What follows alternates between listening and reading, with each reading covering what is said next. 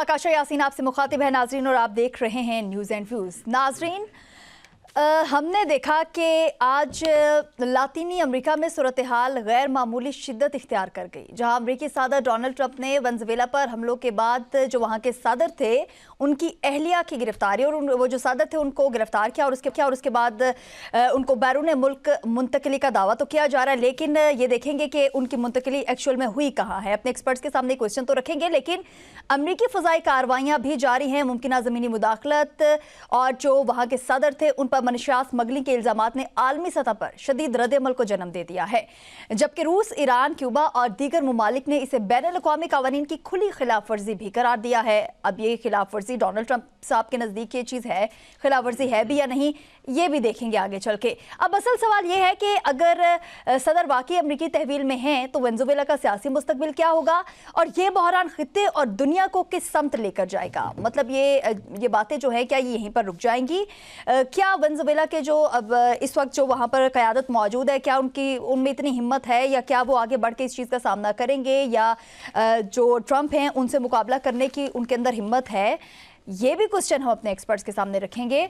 और प्रोग्राम के दूसरे हिस्से में हम क्या बात करने जा रहे हैं नाजरीन, भारत का जो मकरू चेहरा है वो पूरी दुनिया के सामने बेनकाब पहले ही हो चुका है। उसके साथ साथ हम देखते हैं कि भारत, फिर कहते हैं ना गलतियों पे गलतियां, वो तमाम तर चीज़ें जो हैं वो हमारे सामने आ रही हैं। जब हम देखते हैं कि कोई इंसान जो है कोई गलती करता है, उसके बाद अगर उसको समझाया जाता है तो वो समझ आता है, लेकिन यहाँ पर वो वाला मामला बिल्कुल भी नहीं है नाजरीन। नरेंद्र मोदी और भारत के हिंदुत्व पॉलिसियों पर आलमी सतह पर संजीदा सवालात जो हैं वो उठना शुरू हो गए हैं, जहाँ वॉल स्ट्रीट जर्नल की रिपोर्ट ने मोदी हुकूमत को अकलियतों के खिलाफ इम्तियाज और तशद्दुद पर खुली चार्जशीट करार दे दिया है।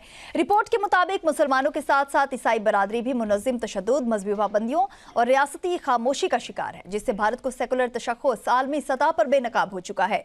अब सवाल ये है कि क्या हिंदुत्व बयानिया भारत को आलमी सतह पर तन्हा कर देगा, क्योंकि इससे पहले भी देखा है कि भारत के लिए बहुत सारी मुश्किलात जो है वो खड़ी हो चुकी हैं। बहुत सारी मुश्किलात जो इस वक्त हमारे सामने हैं वो भी सिर्फ हमारे सामने नहीं बल्कि पूरी दुनिया के सामने वो तमाम तर चीज़ें जो हैं वो मौजूद हैं। प्रोग्राम में हमारे साथ हमारे एक्सपर्ट्स भी मौजूद हैं, जिनमें तारिक सुमैर साहब, शकील करार साहब, सकीर चौधरी साहब है। बहुत शुक्रिया आप सभी का साथ ज्वाइन करने के लिए।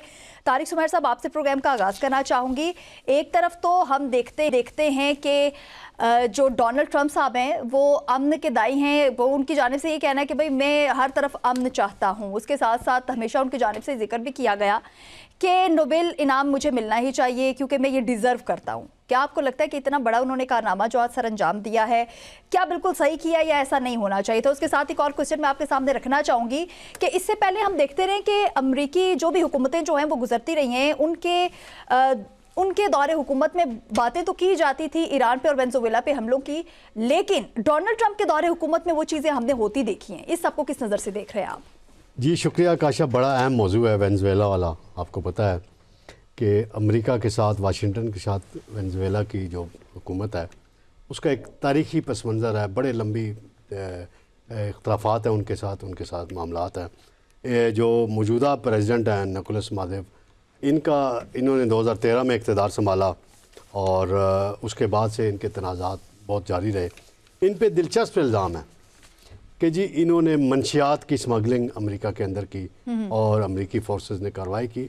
और ये दुनिया की तारीख़ में मुझे रिसेंट हिस्ट्री में पहला कोई वाक़या लगता है कि किसी सिटिंग प्रेसिडेंट और उनकी अहलिया को अमेरिकी फोर्सेस ने वहाँ से गिरफ़्तार करके अपने वतन ले आए। वहाँ फ़र्द जुर्म भी उन पर लगा दी गई। मैं अभी ख़बर देख रहा था, अमेरिकी अटॉर्नी जनरल की तरफ से आ रही थी कि फ़र्द जुर्म लगा दी गई, इन्होंने अमेरिका पे हमले कराए, बदनवानी, मईशत, फलाम, बहुत मुख्तलिफ, और मेन है स्मगलिंग का इन पे इल्ज़ाम।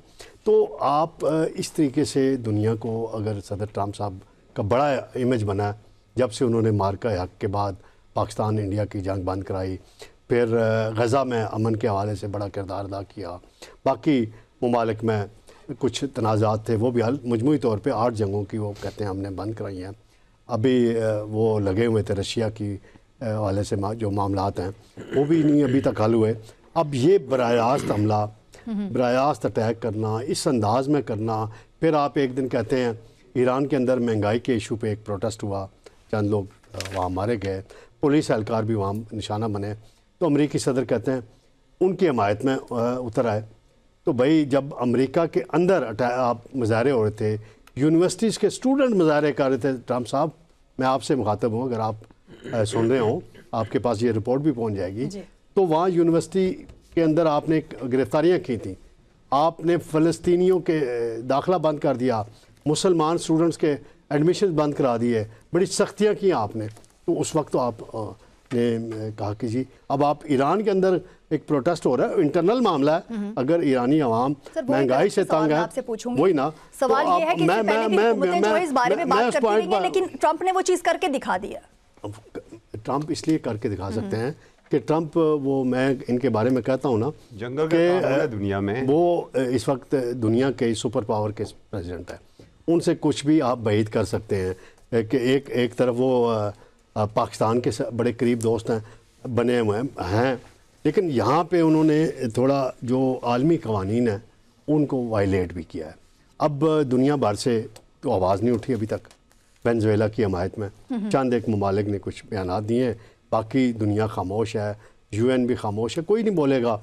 और इसमें अब देखना है कि जी इस सारे तनाज़े का हल क्या निकलेगा।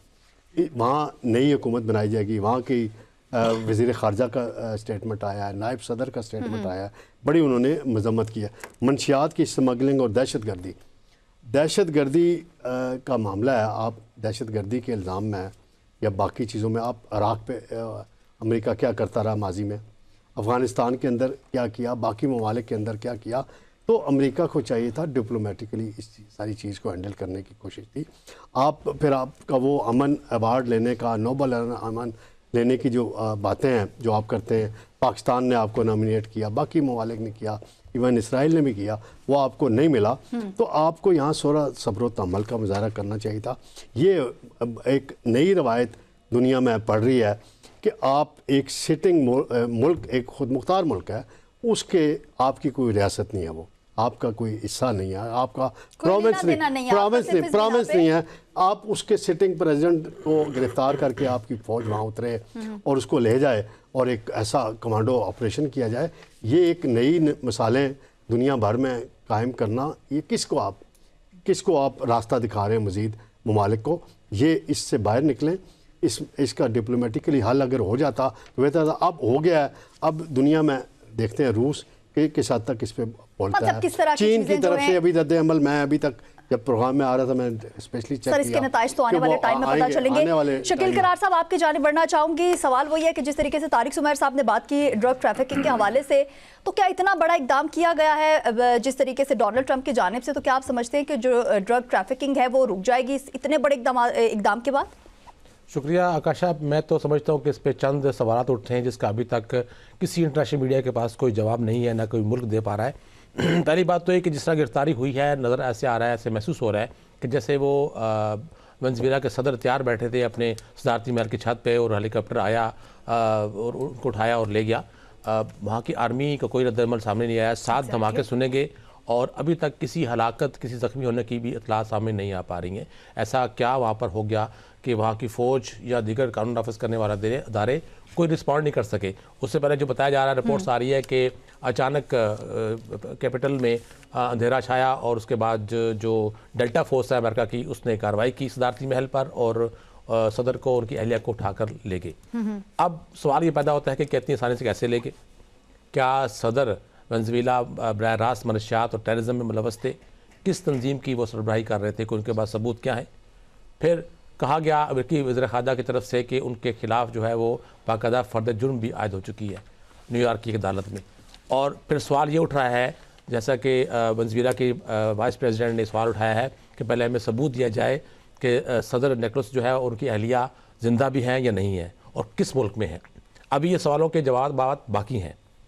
फिर वेनेजुएला में प्रेसिडेंट को उठाने के बाद, उनकी अहलिया को उठाने के बाद उनकी तस्वीर यहाँ पे आ गई अमेरिका से एक तस्वीर सामने आई है जो वो उनकी फोर्स है, डेल्टा फोर्स, उसकी कस्टडी में है और उनके कपड़ों पर खून भी लगा हुआ है।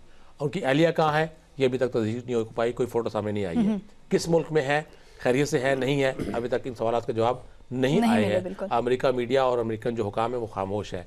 फिर सवाल यह है कि वो खुद मुख्तार मुल्क है, अमेरिका के पास क्या अख्तियार है कि वो इस तरह बराज हमला करे, और हमले से पहले क्या वेनेजुएला में कोई फ़ौजी इक़दाम नहीं थे, अब तो वहाँ फ़ौजी एमरजेंसी नाफज कर दी गई है।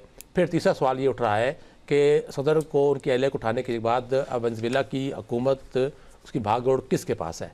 अपोजिशन के पास है, वाइस प्रेसिडेंट के पास है, या अमेरिकी फ़ौज के सरबराह के पास है? ये सवालात अभी तक इस दौर में, जब मिनटों में ख़बरें एक कोने से, दुनिया के एक कोने से दूसरे कोने पहुंच जाती है, लेकिन अभी तक इंटरनेशनल मीडिया उन तक नहीं पहुंच पाया। क्या वेनेज़ुएला में मीडिया पर पाबंदी थी? क्या वहाँ पर ऐसे हालात पैदा किए गए कि अभी तक सिर्फ एक फ़ोटो के अलावा कोई भी चीज़ें या चंद फ़ोटो धमाके की हैं, कोई चीज़ सामने नहीं आ पाई है? ऐसा कैसे हो सकता है कि 7 बड़े धमाके हुए हों और मज़ामत ना हुई हो, कोई शख्स हलाक या ज़ख्मी ना हुआ हो? दोनों तरफ से अमेरिकन जो डेल्टा फोर्स है उसकी कैजुअलिटी की बात अगर की जाए, या वहाँ के जो फोर्सेज हैं, सदारती महल में देखें फौज और बाकी इदारे तैनात होते हैं, क्या किसी ने कोई मज़ामत नहीं की है? तो बहुत से सवालात हैं जिनके जवाब अभी आने हैं। उसके बाद फिर ये सवाल उठेगा कि अमेरिका के पास ये इख्तियार है या नहीं है, कि वो किस तरह एक मनशियात फरोशी का और टेररिज्म का इल्ज़ाम लगा के, देखें इससे पहले माजी में आप देखें इराक पर क्या हुआ था। यही इल्ज़ाम इराक पर था कि उसने वो क्या केमियाई हथियार बना रहा है या बनाए हुए हैं। क्या साबित हुआ? आज तक साबित नहीं हुआ। तो उसका जवाब भी अभी तक पेंडिंग है कि इराक पर हमला किया गया और फिर वो जो इल्ज़ाम था कि कीमियाई हथियार है वो भी साबित नहीं हुए, तो उसकी तबाहकारी का ज़िम्मेदार कौन है? उसका ज़ाला कैसे होगा? इसी तरह इस मुल्क का वेनेज़ुएला का भी हालात है कि इस पर जो कार्रवाई की गई, अब वो जो असल जो अब जो इल्ज़ाम लगाया जा रहा है कि उसकी जो तेल के ज़खायर है वो सबसे ज़्यादा है, और उस पर बताया जा रहा है कि अमेरिका की मौजूदा हुकूमत की नज़र है उस पे। बिल्कुल सर, नेक्स्ट क्वेश्चन जो है वो भी मेरा यही है। सगीर चौधरी साहब, बातें तो ये भी हो रही हैं कि जो स्ट्रेटेजिक रिसोर्सेज हैं, तेल हैं, मादनियात हैं, इस पर कब्जा करने की मतलब पूरी कोशिश की जा रही है अमेरिका की जानिब से। तो क्या आप समझते हैं कि इस एक बहुत बड़े जो हमले की वजह है वो यही हो सकती है? बिस्मिल्लाहिर्रहमानिर्रहीम, शुक्रिया आकाशा। देखें, ये आज की एक बड़ी अफसोसनाक ख़बर है जो अब इंटरनेशनल मीडिया पे गर्दिश कर रही है कि एक सॉवरन स्टेट है और उस पर अमेरिका ने हमला कर दिया और उसका जो सदर है और उसकी मिसेस को वहाँ से किडनैप करके ले गए हैं वो। ये तारीख़ का एक अनोखा वाक़या है। ठीक है, जंगें होती हैं, जंगों में जो है वो बहुत सारी चीज़ें हो जाती हैं और कैजुअलिटीज़ भी होती हैं सरबराहान की, लेकिन इस तरह नहीं होता। ये एक अपनी नौइयत का एक अनोखा वाक़या है और अमरीकी सदर के कौलो फ़ेल के तज़ाद की ये एक बहुत बड़ी मिसाल है कि वो एक तरफ तो कहते हैं कि मैं जंगें रुकवाने के लिए आया हूँ और मैं जंगें रुकवाऊँगा, फिर उन्होंने अपने इलेक्शन में बाकायदा तौर पर जंगें रुकवाने से मुतल्लिक यही कार्ड खेला, फिर गज़ा कार्ड खेला मुस्लिम वोटर्स के लिए कि मैं गज़ा में जंग बंदी करवा दूँगा, अभी तक वहाँ पे हुई नहीं है। और इसके अलावा उन्होंने जो बाइडेन इंतज़ामिया थी, अभी तक जो उन पर वो तनकीद करते हैं ट्रंप साहब, वो यही करते हैं कि इन्होंने जी पूरे दुनिया में जंगें करवाई और अमेरिका की फ़ौजों को इंगेज किया और नेटो की फ़ौज को इंगेज किया, और ये जंगें जो हैं ये किसी मसले का हल नहीं होती। तो फिर आज सदर डोनाल्ड ट्रंप का ये इक़दाम जो है फिर उनके उन बयानात की बाकायदा तौर पर नफ़ी करता है और उनके कॉल ऑफ फेल में बहुत बड़ा तज़ाद है। जहाँ तक बात है तेल की, तो वहाँ पे जो है वो कुदरती ज़खायर बहुत ज़्यादा हैं, तेल और मादनियात बहुत ज़्यादा हैं। ठीक है, और जो वेनेज़ुएला है वो पहले ही पाबंदियों का शिकार भी रहा है। तो उस पर यहाँ पे ये मनशियात की बात हो रही है कि उनके ख़िलाफ़ एक मनशियात की चार्जशीट थी। इसके अलावा वहाँ पर जो था उनके इंतखाबात में धांधली के इल्ज़ामात भी एक चार्जशीट में शामिल थे। इसके अलावा अपोजिशन पर क्रैकडाउन के इल्ज़ामात भी सामने आ रहे हैं और अदलिया और मीडिया पर दबाव बढ़ाने के इल्ज़ामात भी सामने आ रहे हैं कि ये भी उन पर इल्ज़ामात थे। देखिए, अगर ये सारी चीज़ें हैं तो ये तो हर कंट्री का अपना एक इशू होता है और इंटरनल मामला है। अगर सॉवरन स्टेट है तो वो अपने मामले जो है वो ख़ुद देखती है, ना कि दूसरी कंट्री जो है उसके मामला ताकि सुलझाती है। तो ये बेसिक तो तेल पर हमले कब्ज़ा करने की कोशिश है, क्योंकि इनके जो सदर थे वो इनकी बात मान नहीं रहे थे। असल चीज़ ये है कि वो सदर उनकी बात मान नहीं रहे थे। तो इस सारी सूरत हाल को मद्देनज़र रखते हैं, क्योंकि डोनाल्ड ट्रंप जो है वो एक बिज़नेसमैन है और वो हर चीज़ को एक बिज़नेस पॉइंट ऑफ व्यू से देखते हैं, बेशक उसमें कितना भी नुकसान हो जाए। तो अभी तक सलामती कौंसल बिल्कुल खामोश है, खामोशी से वो पता नहीं गहरी नींद सोई हुई है कहाँ है, अभी तक उसका कोई बयान सामने नहीं आया। बड़े ममालिक जो हैं उन्होंने अभी तक लब कुशाई नहीं की। अब थोड़ी थोड़ी मजम्मतें छोटे ममालिक की आ रही हैं, लेकिन किसी बड़े मुल्क की तरफ से इस पर कोई मजम्मत या कोई ऐसा जानदार किस्म का बयान हमें नज़र नहीं आया, क्योंकि इस पे जानदार बयान लाजमी आना चाहिए था।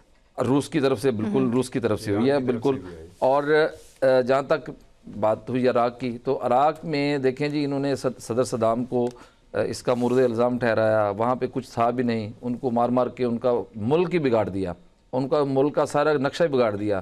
फिर उसको 9 माह तकरीबन वो रूपोश रहे थे, उसके बाद उसको गिरफ़्तार किया, फिर फांसी दे दी गई 2006 में। तो क्या फांसी हुई, फिर उसके बाद पता ये चला कि वहाँ पर तो कुछ भी नहीं था। अब सूरत ये है कि अब अगर मुझे ये बताएं कि वो मनशियात के इल्ज़ाम में थे उनके ऊपर, तो मनशियात के इल्ज़ाम थे, तो वो क्या मनशियात जाके उन्होंने बेची थी अमेरिका में? क्या वो अमेरिका के कोई शहरी थे? ये जुर्म कोई उन्होंने अमेरिका में किया था? ये तो एक आम पुलिस का केस होता है कि कोई शहरी अगर इस तरह का जुर्म करता है तो आप उसको चार्जशीट करके गिरफ़्तार कर लेते हैं। ये एक मुल्क के सदर है और एक सॉवरन स्टेट है, वो एक ख़ुद मुख्तार मुल्क है, उस पर आप चार्जशीट लगा के कहते हैं जी ये मनशियात के उसमें था, मुलव्वस था स्मगलिंग में, या इसने जो है वो अपोजिशन के ख़िलाफ़ बड़ा क्रैकडाउन किया, या उसके बैड गवर्नेंस थे, तो उसकी थी ना जी। तो वो उसकी अवाम जो है वो ख़ुद उसको देखे, अपोजिशन जो है वो ख़ुद देखे। तो अभी तक वहाँ पे कोई किसी किस्म की वहाँ से अंदरूनी आवाज़ भी हमें सुनाई अंदरूनी आवाज़ भी सुनाई नहीं दी। कोई ऐसा नहीं कहा गया कि कोई वाज़ेह शफाफ चीज़ नज़र आया कि ये सारा कुछ हुआ कैसे। अभी तक ये इस ड्रामे का अभी तक कुछ समझ नहीं आ रही कि ये कैसे हुआ, क्यों हुआ। जो है वो अभी तक समझ से बाहर हुई हुई हैं चीज़ें। असगर चौधरी साहब, एक तरफ तो डोनाल्ड ट्रंप हमेशा से बात करते हैं कि भाई मैं अमन का दाई हूँ, मुझे ही मतलब मैं डिज़र्व करता हूँ नोबेल अमन इनाम जो है। दूसरी तरफ इस तरह के काम करना, मतलब किसी वक्त भी आप किसी भी मुल्क पे हमला कर देते हो, वहाँ के जो सदर हैं उनकी जो अहलियाँ हैं खातून अव्वल, उनको गिरफ्तार करके गायब कर देते हो, ये तमाम तर चीज़ें हमारे सामने हैं। तो क्या आप समझते हैं कि हमेशा से जो ट्रंप बात करते हैं कि मेक अमेरिका ग्रेट अगेन, सो ये वाली चीज़ें जो हैं इस मद में की गई है? बिल्कुल, बहुत शुक्रिया काशा। लाइटर नोट में देखें 2025 में प्रेसिडेंट ट्रंप का शायद मिशन जो था वो जंग रखवाना था और इसीलिए नोबेल इनाम की बात भी हो रही थी। नोबेल इनाम हमने उन्हें नहीं दिया, तो शायद 2026 जंग हम तो कहते रहे हैं कि उनको मिलना चाहिए, हम तो बार-बार कहते रहे हैं, कहीं उनका ना आप शौक हो गया हो। हमने नहीं, देखें इस पे बड़ा पाकिस्तान अंडरस्टैंड करने की ज़रूरत पाकिस्तान के प्राइम मिनिस्टर ने एक तो सबसे पहले जो अमेरिका ने जो मुदाखलत की है, जारियत की है एक आज़ाद और ख़ुद मुख्तार मुल्क में, वो जो अक़वाम मुत्तहिदा का जो आर्टिकल 2 है और उसका सब आर्टिकल 4 है, ये सरियन उसकी भी खिलाफ वर्जी है। और जो रेजोल्यूशन नंबर है 3314, ये 1974 की रेजोल्यूशन थी, ये उसके भी खिलाफ वर्जी इन्होंने की है। और ना ही ने जो आर्टिकल 51 है यूनाइटेड नेशन चार्टर का, जो ये हक़ उस सूरत में देता है जब कोई दूसरा मुल्क आपके ऊपर हमला करेगा तो आपने जवाबी कार्रवाई करनी होती है। तो वेनेज़ुएला ने कोई हमला भी नहीं किया था, तो ये आर्टिकल 53 के तहत भी इन्हें ये हक़ नहीं था जो कुछ उन्होंने किया है। देखिए, आपसे कुछ देर बाद प्रेसिडेंट ट्रंप एक प्रेस कॉन्फ्रेंस करेंगे और फिर ज़ाहिर है वो तफसीलात शेयर करेंगे मीडिया के साथ, पूरी दुनिया के सामने। लेकिन बात असल ये है कि देखें, जंगल का कानून है इस दुनिया में भी। आपके पास एक मजबूत फ़ौज है, मजबूत दफाई निज़ाम है, तो आपको ज़िंदा रहने का भी हक़ है और आपको हुकूमत करने का भी हक़ है। आपके पास मजबूत दफाई निज़ाम नहीं है, फ़ौज नहीं है मजबूत, तो फिर कोई भी किसी वक्त भी चढ़ाई कर सकता है। इसकी सबसे बड़ी मिसाल जो है, मतलब खतरे की घंटी बज चुकी है। जी, बज चुकी है। देखिए आप, मैं ज़रा 2-3 मिसालें आपको देना चाहूँगा।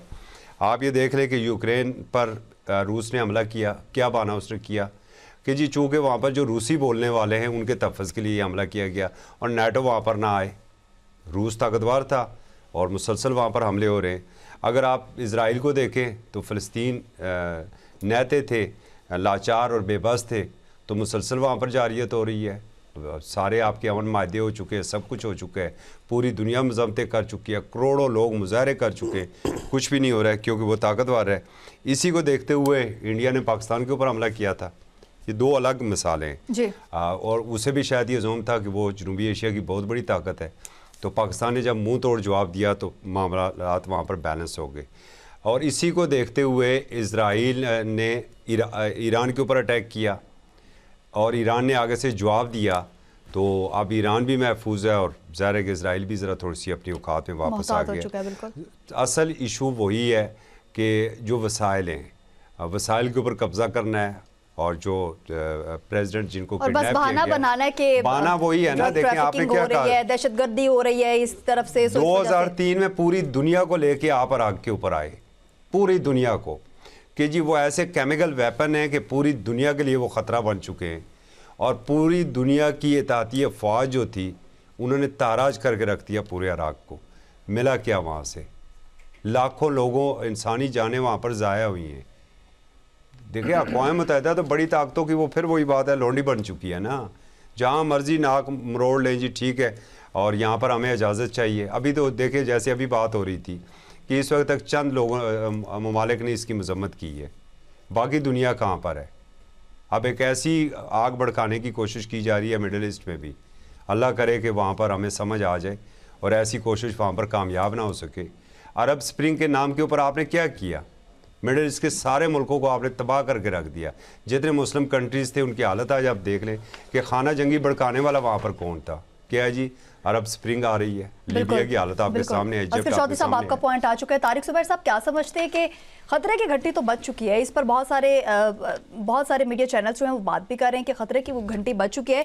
एक बड़ी ये जो समझते हैं कि आप ये जो बड़ी ताकतें हैं इस तरह की अगर कार्रवाइयाँ करती रहेंगी तो जो छोटे छोटे से ममालिक हैं इनकी सिक्योरिटी तो मतलब कैसे यकीनी बनाया जाएगा इस चीज़ को? बदकिस्मती से जी ये सिलसिला तो अब का तो नहीं और कई सालों से जारी है, कई दहाइयों से जारी है।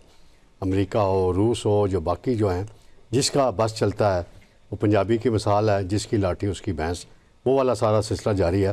तो अमेरिकी वज़ीर ख़ारजा ने बड़ी इंटरेस्टिंग बात की जी। रूबियो साहब कहते हैं कि जी वेनेज़ुएला के सदर निकोलस को हमने अमेरिकी एहलकारों ने गिरफ़्तार किया क्योंकि उन पर मुजरमाना इल्ज़ामात है और मुकदमा अमेरिका के अंदर दर्ज है। तो अगर ये मिसाल मनानी है तो वो जो आपका फेवरेट इसराइल है उसका वज़ीर-ए-आज़म नेतन्याहू उसने कितने मज़ालम किए, उसमें आलमी अदालत इंसाफ ने मैं मुकदमा चला, उसके वारंट निकले। उसके लिए तो अमेरिकी सदर डोनाल्ड ट्रंप उठे और कहते हैं नहीं नहीं ये वापस लो, ये क्या है? फिर उस पर करप्शन के इल्ज़ामात में मुकदमा इसराइल के अंदर चला तो अमेरिकी सदर नहीं इसको माफ़ कर दें जी।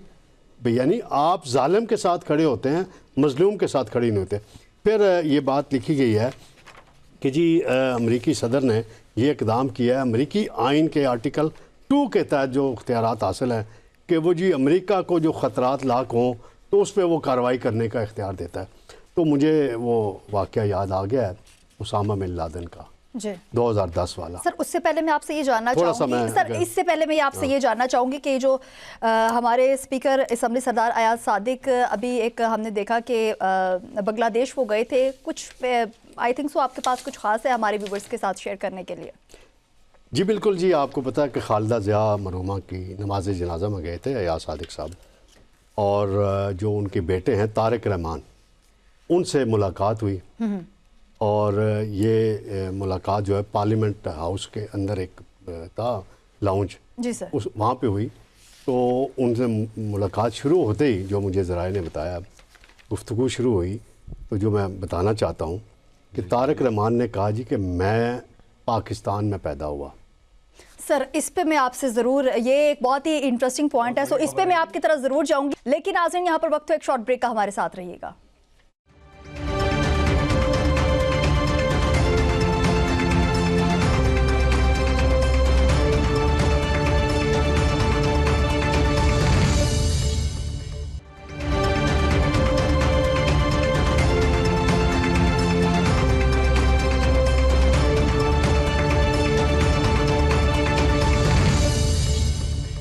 Welcome back. एक मरतबा फिर आपको नाज़रीन खुशामदीद कहेंगे। ब्रेक पर जाने से पहले बात हो रही थी कि किस तरीके से तारिक भट्ट साहब, तारिक सुमैर सवाब की जाने बढ़ना चाहूँगी। आपने इस हवाले से बात की थी कि कुछ चीज़ें जो हैं वो हमारे सामने तो आती रही हैं, लेकिन उसके साथ हम जानना चाहते हैं कि कुछ अंदर की खबरें जो आप हमारे साथ शेयर करना चाह रहे थे।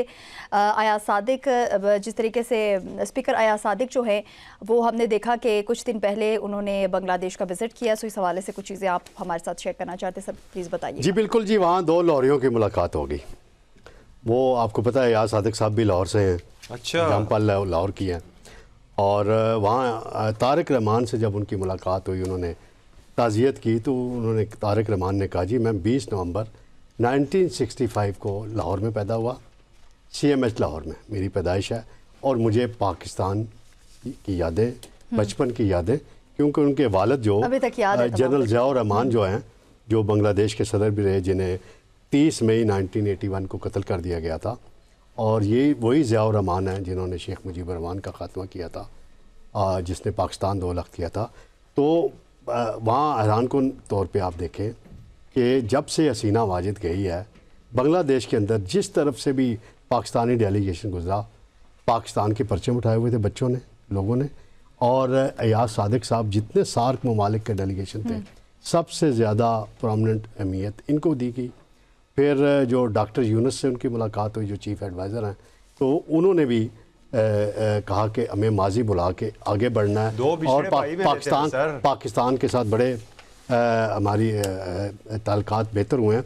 फिर अयाज सादिक साहब ने तारिक रहमान को दावत दी कि वो जो बांग्लादेश के अंदर इलेक्शन होने वाले हैं उसके बाद पाकिस्तान का दौरा करें, और उन्होंने वह दावत कबूल की। और ये हो सकता है क्योंकि बांग्लादेश नेशनल पार्टी जो है बड़ी पॉपुलर पार्टी है इस वक्त बांग्लादेश के अंदर, जमात इस्लामी। और तारिक रहमान साहब आइंदा बांग्लादेश के वज़ीर-ए-आज़म भी बन सकते हैं। ये सियासी तौर पे तजिया नगारों की वहाँ राय है बांग्लादेश के अंदर भी, यहाँ भी। तो ये एक अच्छी शुरुआत हुई है। और तारिक रहमान साहब जो हैं वो उनके साथ जो है वो यहाँ आएंगे, यादें ताज़ा होंगी अगर पाकिस्तान के दौरे पर आते हैं, तो बड़ी अच्छी बात है। तो मैंने कहा अपने नाज़रीन को ताज़ा तीन ये बताता चलूँ। इस के बाद देखिएगा नई दिल्ली जो है वो कितनी चीखें मारेगा, और वो गोदी मीडिया, अगर ये हमारी चीज़ जाती है इंडियन मीडिया तक जाएगी इंशाल्लाह, तो वो कितनी चीखें मारेंगे और क्या प्रोपेगेंडा करेंगे, क्या प्रोपेगेंडा करेंगे, और ये तमाम तर चीज़ें तो हमारे सामने आएंगी। लेकिन शकील करार साहब, एक आखिरी सवाल इस हवाले से मैं आपसे पूछना चाहूँगी। जिस तरीके से आज अमेरिकी सदर डोनाल्ड ट्रंप ने वेनेजुएला पे जो एक बहुत बड़ा हमला किया है, क्या आप समझते हैं कि जो ऑपरेशन है 1989 के पनामा हमले से मुशाबहत रखता है, और उसके साथ जो सदर की गिरफ्तारी हुई है वहाँ पे, उसको क्या आप समझते हैं कि अपोजिशन को फ़ौरन बाद ही इक़्तिदार मिल जाएगा वहाँ पे, और उससे भी क्या डोनाल्ड ट्रंप साहब खुश होंगे या नहीं होंगे? देखिए, यही तो सवाल उठे जा रहे हैं ना कि अभी तक वेनेजुएला की सूरत हाल क्लियर नहीं हो रही है, और मालूम नहीं हो सका, अभी तक दुनिया बेखबर है कि वेनेजुएला में असल में हुआ क्या है। चंद घंटों का ऑपरेशन नहीं था ये। एक हफ्ता पहले अमेरिका ने अपनी फौजी दस्ते ज़मीनी रास्ते से भी और बाकी फ़िज़ाई रास्ते से भी वहाँ पर भिजवाए थे, और चंद हेलीकॉप्टर के साथ कितनी फ़ौज थी, कितने इनके डेल्टा फोर्स के एहलकार थे जिन्होंने ये ऑपरेशन किया, जिसमें कोई अभी तक हलाक या ज़ख्मी होने की तस्दीक नहीं हो पाई है। फिर उनकी अहलिया को किस जुर्म में गिरफ्तार किया गया है? देखिए ना, उनकी अहलिया तो एक आम खातून थी, और उनका तो क्या कसूर था। लेकिन मतलब आपकी नीयत सामने नज़र आ रही है कि असल में आप चाह रहे हैं कि उनकी अहलिया को अगर ना उठाते तो शायद उनकी अहलिया इक़्तिदार में आ जाती। तो इसीलिए उनकी अहलिया को उठाया गया है ताकि वहाँ उनका इस ख़ानदान का कोई किसी किस्म का इक़्तिदार से ताल्लुक़ ना रहे। तो फिर यकीनन जो अभी तक इतलात है मीडिया के ज़रिए, इंटरनेशनल मीडिया के ज़रिए, कि इम्कान यही है कि अमेरिकी जो वो वहाँ पर जो वेनेजुएला के जनरल है, आर्मी चीफ़ है, वही इक़्तिदार संभाल सकते हैं, क्योंकि उनका इस वक्त काफ़ी असर रसूख है। और वेनेजुएला में एमरजेंसी नाफज कर दी गई है, लेकिन उससे पहले सवाल ये उठ रहा है कि ये ऑपरेशन कामयाब कैसे हुआ। लेकिन ना, इससे पहले कुछ अर्सा पहले वेनेजुएला में अवामी हालात ख़राब हुए थे, बेरोज़गारी और बाकी हुकूमत की नाकस पॉलिसी से तकरीबन 10 लाख लोग वेनेजुएला के मुख्तलिफ ममालिक, पड़ोसी ममालिक में, ख़ासतौर पर कोलम्बिया जहाँ सरहद मिलती है, वहाँ मुंतकिल हुए थे। अब भी कोलम्बिया को ख़तरा लाक हुआ इस ऑपरेशन के बाद, तो उसने अपनी फ़ौज तैनात कर दी है वेनेजुएला की बॉर्डर पे। और क्योंकि उनको खदशा है कि अब भी लाखों लोग हिजरत करके महाजिन के तौर पर उनके मुल्क आ सकते हैं और दीगर ममालिक भी जा सकते हैं। तो वेनेजुएला के जो पड़ोसी ममालिक हैं, उन्होंने अपनी जो सिक्योरिटी है वो बढ़ा दी है, क्योंकि खदशा है कि लाखों लोग हिजरत करके वेनेजुएला से इन हालात में, वो गैर यकीनी सूरत हाल है, कोई चीज़ वादे नहीं है ना, इक़्तिदार किसके पास है कोई पता नहीं है, ऑपरेशन किस तरह हुआ, कितने हलाक हुए, कि ज़ख्मी हुए, कुछ पता नहीं है, आगे अपोजिशन का क्या किरदार होगा कोई पता नहीं है। तो फिर गैर यकीनी सूरत हाल में लोग हिजरत करते हैं और पड़ोसी ममालिक में जाते हैं। इसलिए पड़ोसी ममालिक ने ख़ास तौर पर जो उसका मुल्क है, उसने तकरीबन 10 लाख के करीब कहने के फौजी उनको अलर्ट किया है। कुछ को बॉर्डर पर बाकायदा लगा भी दिया, कोलंबिया ने ख़ास तौर पर लगाया अपनी बॉर्डर पे। तो ये हालात अगर 24 घंटे में क्लियर नहीं होते हैं, तो फिर इस मुल्क के हालात अवामी तौर पर बिगड़ सकते हैं, क्योंकि आवाम को पता नहीं है कि उनका सरबराह कौन है, हुकूमत किसके पास है, क्या होना है, क्या नहीं होना है। इससे पहले जिस किस्म की आपने बात की, वही भी सूरत हाल यही थी। 1989 में ये सूरत हाल थी, और वहाँ पर सेम इसी किस्म के हालात पैदा हुए थे। सेम तमाम तर चीज़ें जो थी वो यही थी सर। आबादी के लिहाज से दुनिया का 40वां बड़ा मुल्क है वेनेजुएला, और इसके साथ ही हम देखते हैं कि वहाँ पर पानी जो है वो बहुत ज़्यादा महंगा है, लेकिन ऑयल जो है बहुत ज़्यादा सस्ता है। जबकि हमने देखा कि वेनेजुएलियन सदर जो है उनकी जानिब से भी यही कहना है कि अमेरिका जो है वो हमारी तमाम तर मतलब स्ट्रेटेजिक रिसोर्सेज है, उसके साथ तेल है, उसके साथ मादनियात है, उन सभी तमाम तर चीज़ों पर कब्जा करना चाहता है। तभी तमाम तर ये वाले हालात जो है वो पैदा हो चुके हैं। नाज़रीन, अगर दूसरे टॉपिक की बात कर ली जाए तो हम हमेशा से बात करते हैं कि भारत का जो मकरू चेहरा है वो पूरी दुनिया में बेनकाब तो हो चुका है, लेकिन अपने ओछे हथकंडों से इस वक्त भी भारत जो है वो बिल्कुल बाज नहीं आ रहा। मतलब हालात जो है दिन ब दिन खुद ही अपने लिए ख़राब करता जा रहा है। जबकि हम देखते हैं कि भारत के अंदर से भी आवाज़ें जो है वो उठना शुरू हो गई है कि ये तमाम तर हालात जो बिगड़ रहे हैं या पूरी दुनिया में जो भारत के खिलाफ बातें हो रही हैं, इसमें इस वक्त की जो हुकूमत है भारत में उन्हीं का बहुत बड़ा हाथ है। नाज़रीन, ये तमाम तो चीज़ें तो हमारे सामने हैं। तारिक सुमैर साहब क्या समझते हैं कि इसके साथ ही हमने देखा कि अभी जो रिसेंटली जो ईसाइयों पर हमला हुआ है, मुसलमानों के साथ उनका जो नारवा सलूक था हम शुरू से देखते ही आ रहे हैं, लेकिन वहाँ पर जो अक़लियतें हैं उनके साथ अभी तक हालात जो है वो ख़राब ही हैं। मुतअद्दिद रिपोर्ट्स के मुताबिक 2025 में नवंबर तक भारत में ईसाइयों पर 706 हमले रिकॉर्ड हुए हैं, जो 2014 के मुकाबले में कई गुना ज़्यादा हैं। क्या ये इजाफा हिंदुत्व ग्रुप्स की सरगर्मियों से मुंसलिक है और मोदी हुकूमत की खामोशी इसे किस तरह हौसला अफजाई दे रही है? हमने जिस तरीके से 2014 की बात की कि 2014 के बाद अब 2025 और तो गुजर गया, तो 2026 की बात करेंगे। इससे पहले तक तमाम तर चीज़ें हैं बहुत ज़्यादा ख़राब हो गई है अक़लियतों के लिहाज से। तो क्या समझते हैं कि इसमें सबसे बड़ा हाथ जो है वो मोदी हुकूमत का? जी बिल्कुल जी, इसमें आरएसएस और बीजेपी जो है दोनों बढ़ चढ़ के हिस्सा लेते हैं, और उनकी एक सोच है कि हमने हिंदुस्तान के अंदर सिर्फ हिंदू को रहने का हक़ है, और हिंदुओं के अंदर भी तकसीम है, वो उस हवाले से भी वो कैटेगरीज़ उनकी बनी हुई हैं। तो पहले तो मुसलमान निशाने पे थे, बाबरी मस्जिद का वाक़या ले लें, गुजरात के अंदर कत्लेआम जो हुआ मोदी की सरपरस्ती में हुआ था, बुचर ऑफ गुजरात का ख़िताब भी उन्हें मिला इसीलिए, और अमेरिका में दाखिले पर भी उन पर पाबंदी थी। तो वो मज़ालिम तो हो रहे थे। फिर सिखों के साथ जो सिलसिला है वो 1984 से देख लें, उसके बाद से देख लें, सिख जो हैं वो बड़े मुतहर्रिक हैं दुनिया भर में, वो फैले हुए हैं कनाडा के अंदर, अमेरिका के अंदर, बरतानिया के अंदर। तो फिर उनके बाद अब मुसलमानों के बाद अब निशाना है क्रिश्चियन, और अभी क्रिसमस की तकरीबात के दौरान जो कुछ किया गया उस पर अमरीकी मीडिया में भी बड़ी रिपोर्ट्स आई हैं कि वहाँ उन्हें मजहबी अपनी त्यौहार मनाने की इजाज़त नहीं दी गई, जो तोड़ फोड़ की गई गिरजाघरों के अंदर, और जो ट्री लगाते हैं बड़ा, वो उनकी निशानी होती है, वो भी उसको तोड़ा गया, लाइट्स नहीं लगाने दी गई।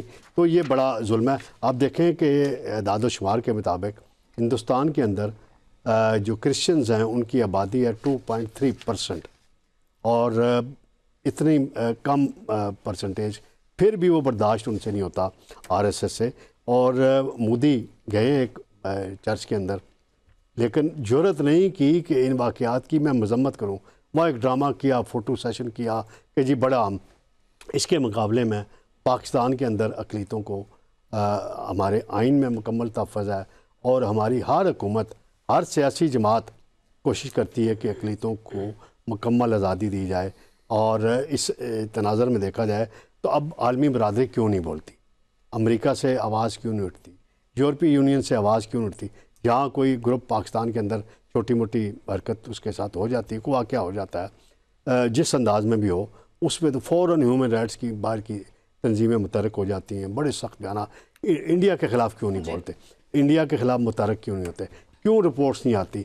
इंडिया की हुकूमत जो कुछ कर रही है, नरेंद्र मोदी मुसलमानों के बाद अब ईसाइयों को निशाना बना रही है। मुसलमान तो इतनी बड़ी तादाद में है वहाँ, और उनका जो उनके साथ जो सलूक होता है वो मैं अपनी आँखों से इंडिया जब गया हूँ कई मरतबा मनाज़र देखे हैं, तो मुझे बड़े आंसू आ जाते हैं। जब आप शाही मस्जिद में जाएं, उस एरिया में जाएं, तो उसकी डेवलपमेंट देखें, नई दिल्ली के दूसरे एरिया में आए तो क्या हालात होते हैं। तो मुसलमानों के साथ तो मकबूजा कश्मीर के अंदर जो मुज़ालम भारत करता है वो भी एक लंबी तारीख़ है, लंबी हिस्ट्री है। उस हवाले से लंबी गुफ्तगू हम कर सकते हैं, लेकिन फ़िलहाल मैं इस पे रहता हूँ कि इस पे अमरीकी कमीशन है बराए मजहबी आज़ादी, उसने भी थोड़ी सी बात की है और बड़ी तशवीश का इज़हार किया है। लेकिन बात उस वक्त होगी जब अमरीकी सदर डोनाल्ड ट्रंप ट्वीट करेंगे, मार्को रूबियो ट्वीट करेंगे, और अमरीकी कांग्रेस के अंदर बात होगी कि भाई ये मज़ालिम बंद करो, अक़लीतों पे, सिर्फ क्रिश्चियन के नहीं, मुसलमानों के लिए हक में भी सर, बोलें इससे पहले भी बहुत और बड़ी-बड़ी सिखों आवाज़ें उठती के रही हैं हक में भी कि बोलें, और तब हम समझेंगे कि आप मुनसिफाना बात करते हैं। आप तो इंसानी हकूक़, वहाँ सड़क पे चलता हुआ अगर कुत्ता कोई ज़ख्मी हो जाए अमेरिका के अंदर, यूरोप के अंदर, तो कहते हैं नहीं जी ट्रैफिक रोक दें, ट्रैफिक रुक जाती है, हर चीज़ उसके पहले टेक केयर की जाती है। यहाँ मुसलमानों को मारा जाता है, क्रिश्चियन को निशाना बनाया जाता है, तो आपकी आवाज़ नहीं बुलंद होती। आप अपनी फिर मुफादाती पॉलिटिक्स करते हैं, मुफादात के अंदर ही घूमते हैं। तो आपको इस अंदाज़ में अब जामिया हिकमत अमली अपनाने की ज़रूरत है। पाकिस्तान की हुकूमत ने, पाकिस्तान के दफ्तर ख़ारजा ने इस पर डट के बात किया है, बयानात भी दफ्तर ख़ारजा से आए हैं, और हमारे वज़ीर ख़ारजा ने भी बात किया है कि ये क्रिश्चियन के साथ जो सलूक हो रहा है, तो और हमारी जो बाकी तंजीमें उन्होंने भी बात की है। अमलन इस पर कुछ होना चाहिए। हम हमेशा से ये चीज़ें कहते हैं कि कोई भी बात तो कर देता है कि मतलब तमाम तर हालात जो हैं वो बेहतर हो जाने चाहिए, लेकिन वो चीज़ें खुलकर हमारे सामने नहीं आती। शकील करार साहब, क्या आपको समझता है, क्या आप समझते हैं इस हवाले से कि अक़वाम मुत्तहिदा की जानिब से अगर कोई चीज़ इस तरह की सामने आती है, भारत को मना किया जाता है कि अक़लियतों के साथ मुनसिफाना सलूक किए जाए, तो क्या भारत इस चीज़ को आसानी से मान लेगा?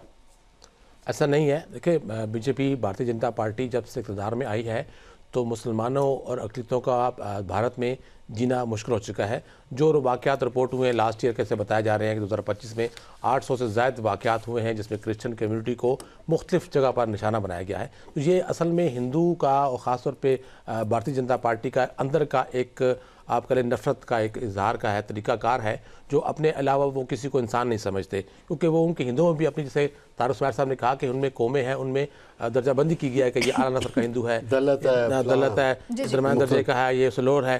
तो वो खुद हिंदू मज़हब में उनके क़िदे में ये शामिल है कि वो अपने आप को नस्लों में उन्होंने तकसीम कर दिया है, और दूसरे जो कम ज़ात के हिंदू हैं उसके साथ बैठना, खाना पीना, हाथ मिलाना गवारा नहीं करते हैं। अगर कहीं से वो साथ करीब आ भी जाए तो उसे अछूत कहते हैं। अछूत यानी कि हम मुसलमान अछूत उसे कहते हैं जो किसी ऐसी बीमारी का शिकार हो जो आपको हाथ लगाने से आपके साथ फैलती हो, उससे हम दूर भागते हैं। तो ये जो कम ज़ात के हिंदू हैं उसको छूत के आके से दूर रहते हैं, उसके साथ खाना पीना पसंद नहीं करते। तो ये इनकी फितरत में शामिल है हिंदुओं के कि अपने अलावा किसी को इंसान नहीं समझते। मजहबी तौर पे जो फ़र्क है वो बहुत दूर की बात है। तो इसीलिए इसका अमली तौर पर मुजाहरा सामने आता है कि वो मुसलमान और क्रिश्चियन कम्युनिटी को जहाँ वो उनको मौका मिलता है, जहाँ ज़लील करने का मौका मिलता है। लेकिन अब तक तो ये वाक़यात हमने दर्जनों देखे जो हर साल होते हैं, क्योंकि अब तो खैर ये दौर है वीडियो का, तो वीडियो भी सामने आती है, तस्वीर सामने आती हैं कि हिंदुओं ने मुसलमानों के घर जलाए और क्रिश्चियनों के साथ जो हाल किया। अभी लास्ट जो क्रिसमस में वाक़या पेश आया एक शहर में, और उसमें जो उनकी सांता क्लास और बाकी जो उन्होंने क्रिसमस ट्री थी उसको तबाह कर दिया। अब उनसे जो वो लोग शामिल थे उनसे पूछे कि आपको इसमें इशू क्या था? उन क्रिश्चियनों का क्या कोई मजहबी आज़ादी नहीं है? अब दूसरी तरफ पाकिस्तान में देखें, छोटी सी मिसाल है लेकिन उसकी बुनियाद पर देखें ना कि पाकिस्तानियों के, मुसलमानों के दिलों में अपने क्रिश्चियन और जो ख़ास दूसरे मज़ाहिब के लोग हैं उनका कितना एहतराम है। यहाँ देखें इसका होली का त्यौहार बाकायदा मनाया जाता है, उसमें बाकी तमाम लोग शिरकत करते हैं, इलाके के लोग शिरकत करते हैं, और उसको बाकायदा हम मीडिया रिपोर्ट करते हैं। दिवाली सदर वज़ीर करते हैं, शरीक होते हैं।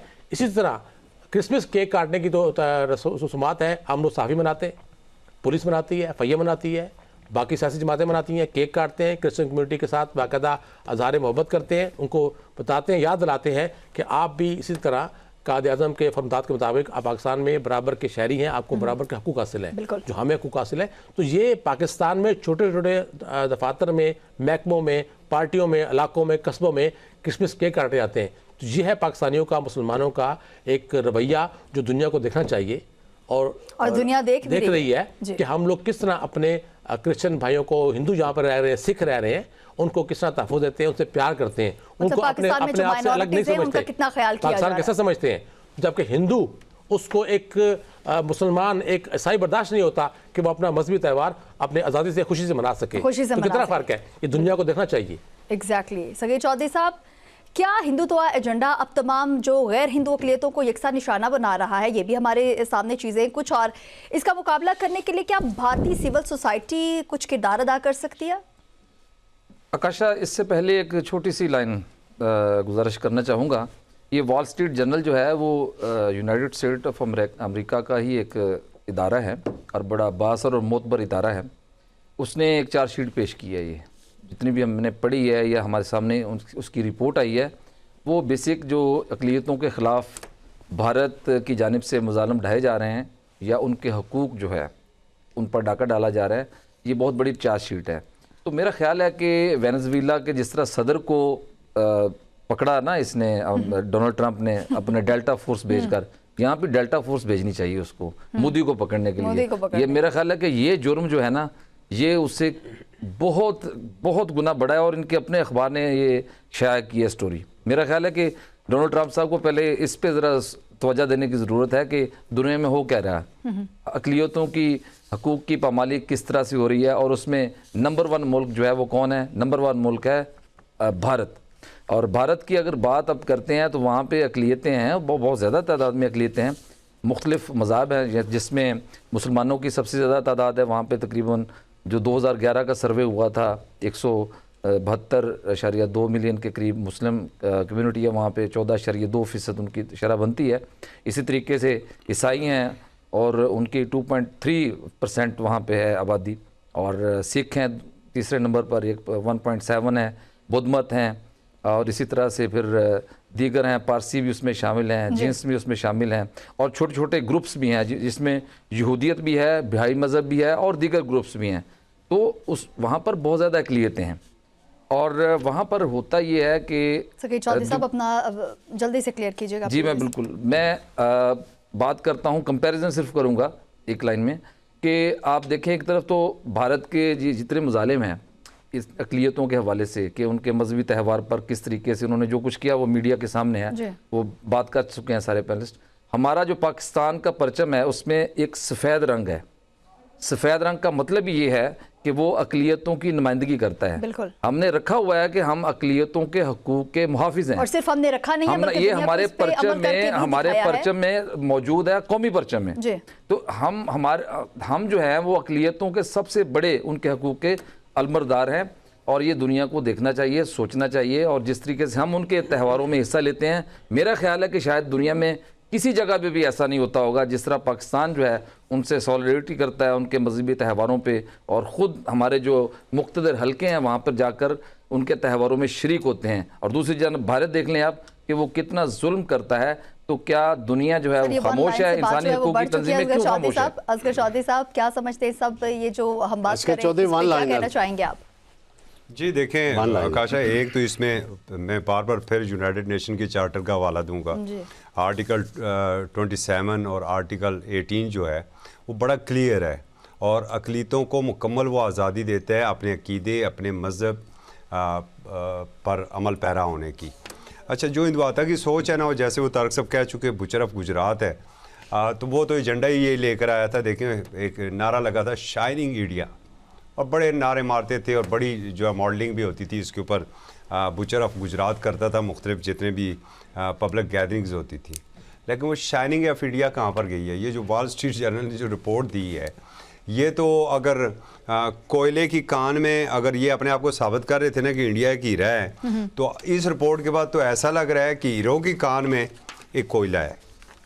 इस हद तक स्याह किरदार उनका है, कर चुके हैं स्याह किरदार, कोई महफूज नहीं है।